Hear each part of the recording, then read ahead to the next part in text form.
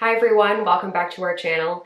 Bex here today to share some books that I've been acquiring over the last few months. It's a mix of fiction and nonfiction as usual, and there's 7 of them, so not a ton, but let's get started. The first few are all books that I received for my birthday, which was back in April, so that gives you an idea of how long I've been holding on to some of these books.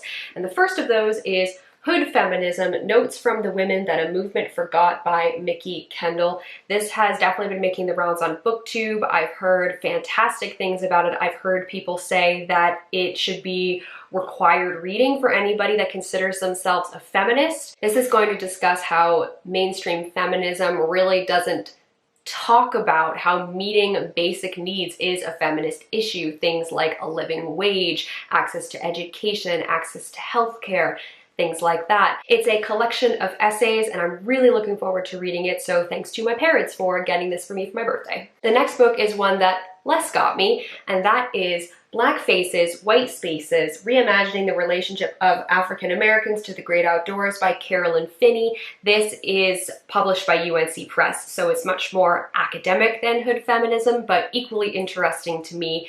This is going to look at the intersection of environmentalism and nature and race, and how that all kind of blends together, talk about the whiteness of outdoor spaces. So as someone who does like to spend a lot of my time outdoors, hiking, enjoying nature, I've learned a bit about this in the past. I've listened to discussions about it on podcasts and things, so this is going to be kind of the next step, deeper dive to learn more about that. This third book technically was not a birthday present, but a friend of mine who is also one of Les's friends, she loves to read as well, but she's not on BookTube. She decided to just one day decided to buy and send me A Court of Thorns and Roses by Sarah J. Maas. She had read this series and loved it, and she was the one who really influenced Les to read it, and Les has also reread it, I believe, at this point, so Les has read the series twice now, I believe.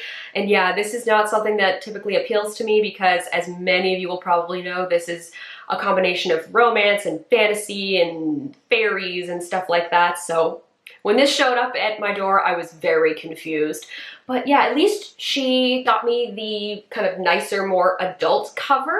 So yeah, no promises that I'll be picking this up anytime soon. But yes, when I found out that she had sent it to me, she was basically like, yeah, I'm sending you this book because I really want you to read it. And I was like, well, I've got like almost 80 books on my TBR pile, so we'll see, we'll see. The fourth book that I've recently acquired is Emma in the Night by Wendy Walker. This is a thriller that came from a different friend who was unhauling a bunch of books, and so she invited me to come take a look at this big box and see if there was anything that intrigued me, and this kind of caught my eye, and she said it was a fun thriller, and I do like collecting those on my shelves so I can dig into them when I'm looking for a fast-paced book.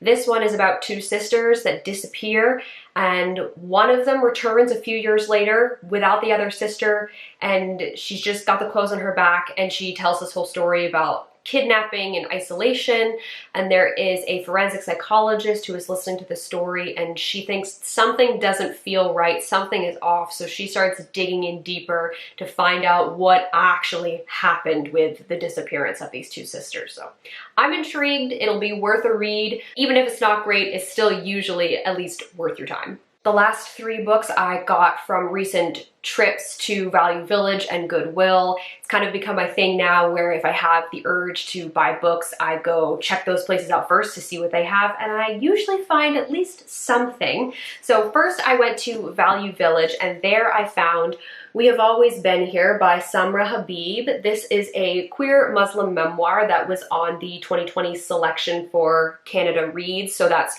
where I had heard about it. I think I just saw it on CBC, something like that. And so I remembered this cover. I saw the spine on the shelves and thought, ooh, I think I know what that is. Samra was born in Pakistan and she came with her family to Canada as a refugee. So she talks about the difficulties that she faced living in Pakistan and living in Canada and also being queer. So not very long, but I'm sure it'll pack a punch. The other two I found at Goodwill. The first of those is Cleopatra the Seventh, Daughter of the Nile. This is one of the Royal Diaries books, and it is also in fantastic condition. Well, pretty much fantastic. It's a little beat up on the edges, but it's really not bad.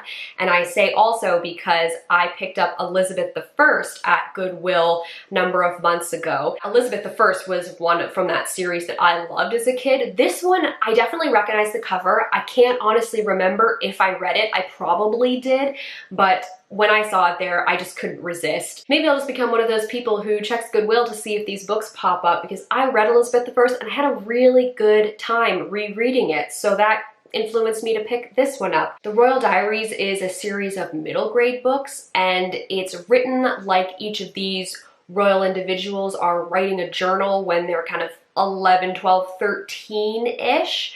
And so you read those journal entries, and then when you get to the end, it usually has some historical information about the person, like family tree, pictures, paintings, etc. And the book also always has themed end pages that kind of fit with the design. They're really well put together, and yeah, I will look forward to reading this one at some point in hopefully the near future. This final book that I have to share with you is the one that I was the most excited for when I spotted it. It is Three Women by Lisa Taddeo. I was excited, one, because I've had this book on my want to read list for quite a while, and two, because this book looks brand new. It has a white cover and it's in perfect condition. So yeah, I did a little when I found this book because I was very excited about that.